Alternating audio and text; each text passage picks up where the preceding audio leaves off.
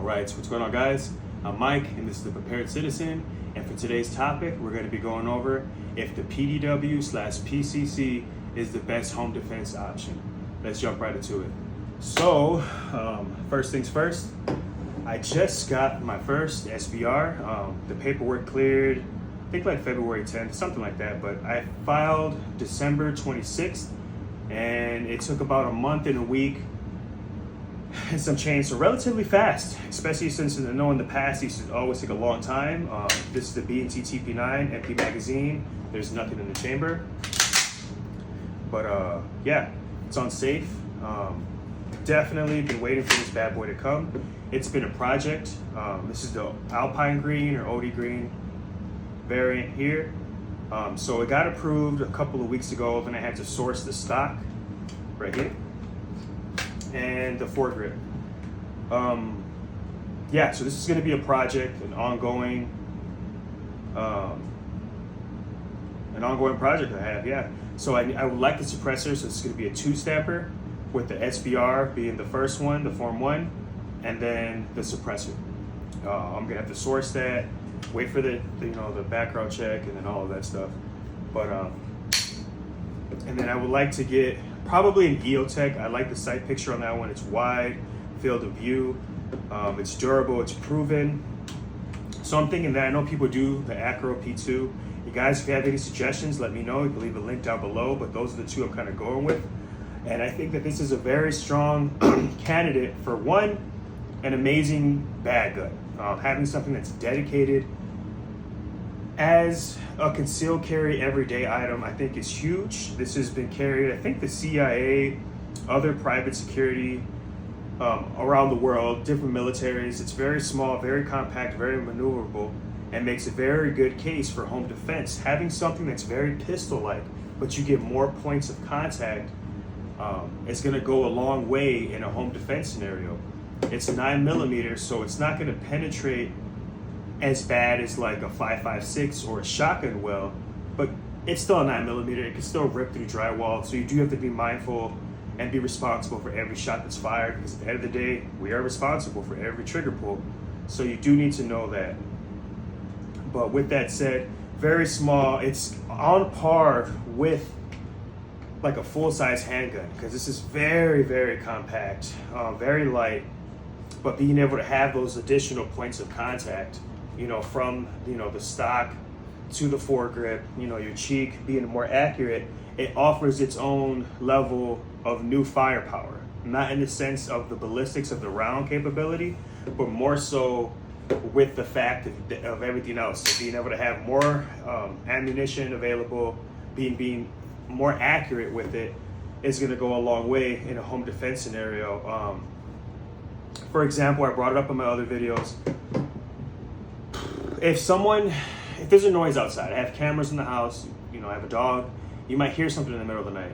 It doesn't mean that there's someone outside all the time. It's not always a home invader or rushes to second or anything like that. I have a lot of possums up here. I'm urban, but we have a lot of wildlife around us. So it's possums, raccoons, the little trash bandits and stuff like that. They could also be the police. There might be an accident, a car accident in front of your house. Maybe something happened. They need to inform you, like, hey, we're just here to let you know that there's someone crazy on the loose.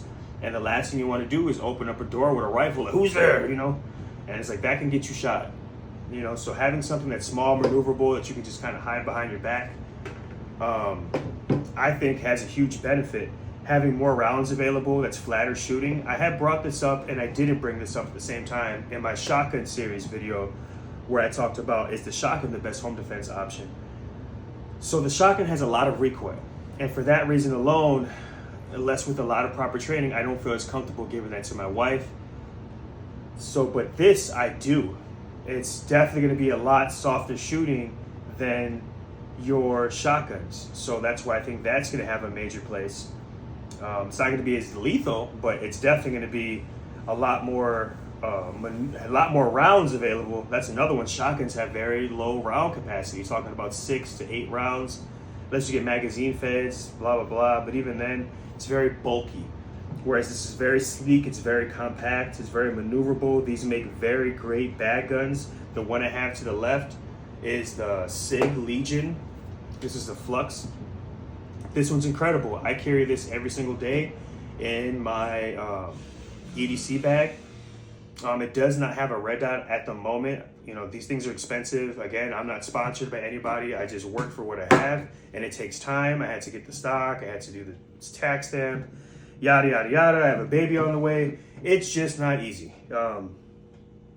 So I take my time buying these things, doing research, and then I save my money and I buy these things. But with that said, it has a good sighting system. This in particular has a really good trigger, which is a con of the TP9. It doesn't have the best trigger. If I'm not mistaken, it was supposed to be meant for full auto with the progressive trigger, so it doesn't necessarily break the same way as a pistol. It more sort of pulls back. To my knowledge, I guess, if I'm not mistaken, the more you pull it back, the faster it shoots, but don't quote me on that. Either way, it was made to be run on full auto, and it's not a full auto, so the trigger is more mushy, and it is what it is. Can it be trained around? Yes. Do people train around that? Yes. It does break in. The more you shoot it, it gets better. So that's not honestly that much of a concern for me. But it is what it is. If you guys are on the fence about one of these two here, honestly, you can't go wrong either way. I got both just for that very reason. I don't want to always carry an NFA item, but they both have their own party tricks. This one has the capability of carrying 60 rounds available on the firearm, which is a huge benefit for me. Having that front area where it holds the magazine is essentially kind of like a foregrip, but not really, ATF. And having the brace deploy as fast as it does is incredible. With a good trigger, this thing is awesome. It really is. It definitely has its party tricks.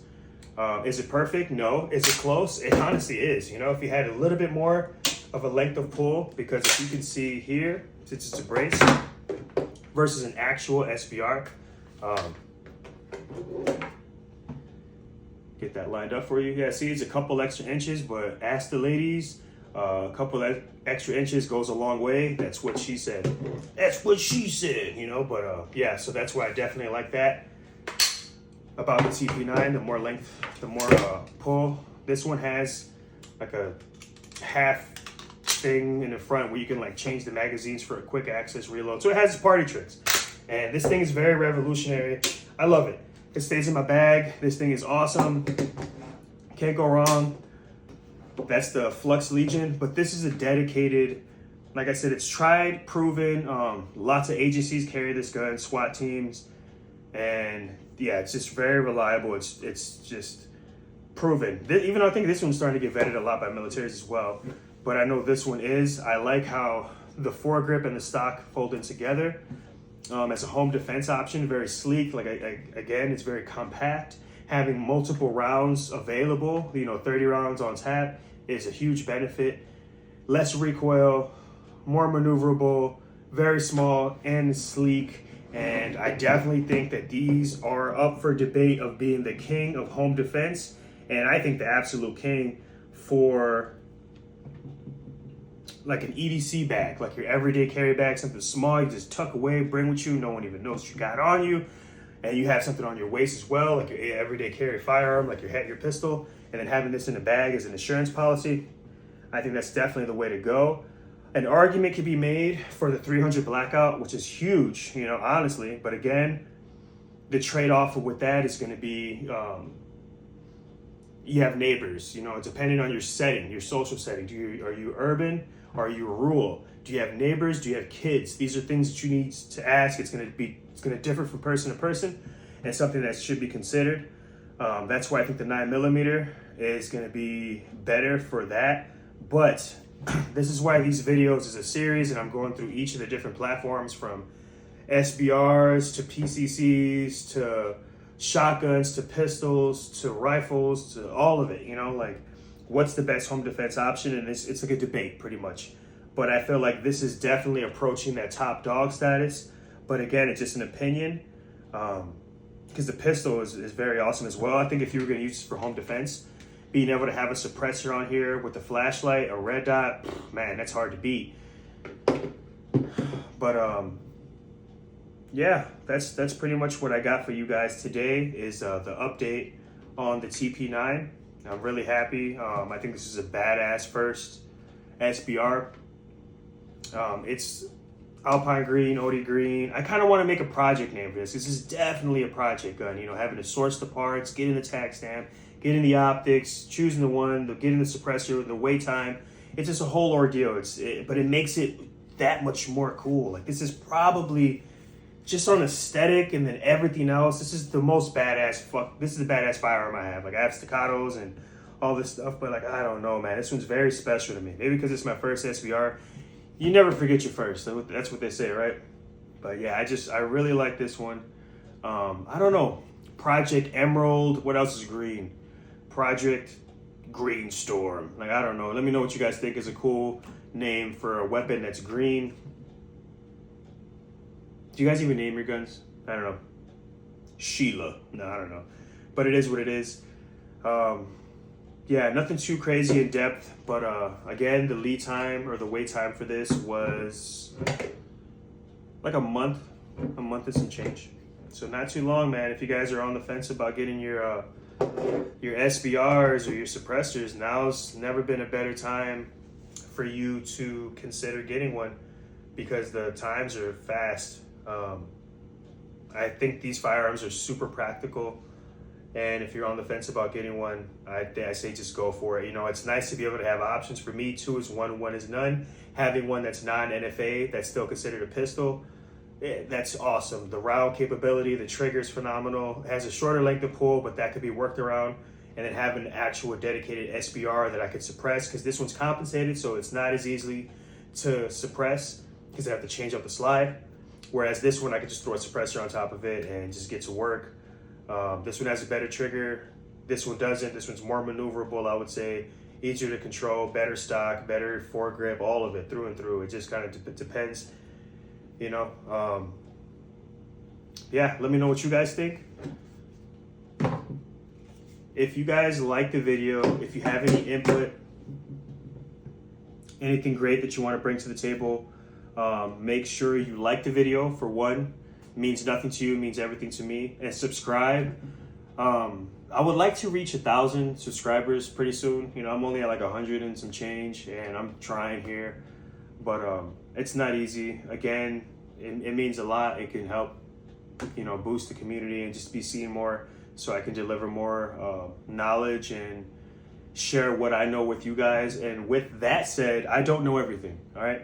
I said it in my other previous videos, and I like to kind of like nail it in, is that I'm only giving you my perspective as a civilian, as a citizen, a prepared citizen. Oh, but no, seriously, I'm not in the military. I'm not a police officer. I'm just trying to give you a thought process of why I'm purchasing this. Maybe it can help you, you know, with what your, you know, thought process is and why you're buying things and when you're spending money, because it's not easy. Maybe you guys have families, kids, you know, like, it's just, money's tight, it's hard. So being able to kind of have an idea and make you think and like, okay, maybe I should do this if I want to be prepared. If your mindset's being prepared, protection, family, you know, then you should be like, okay, let me see what this dude thinks about it, and he has the same situation, or whatever the case may be. Just kind of makes the brain think, and we can help grow and learn. And, you know, there's a lot of good people in my comment section where they'll comment and give you places that you can train, different firearms that you can purchase, or at least like an idea of what you can purchase and whatnot. But yeah, that's all I got for you guys today. Thanks for watching. If you made it this far, you guys are awesome. Have a safe one, a great one, and a blessed one. I'm Mike. This is the Prepared Citizen, and I am out of here.